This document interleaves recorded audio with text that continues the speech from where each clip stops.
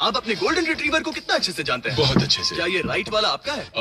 हाँ, नहीं। चलो देखते हैं। आपके सामने है 15 गोल्डन रिट्रीवर्स। अगर आपने गेस किया कि कौन सा वाला आपका है तो मैं आपको 10,000 दूंगा। ठीक है। गो।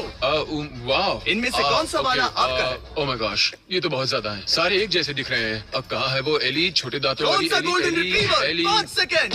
पता नहीं, पता नहीं। 8, नहीं, 9, वो है मेरी एली। 9। आपको कैसे पता? Ellie wave.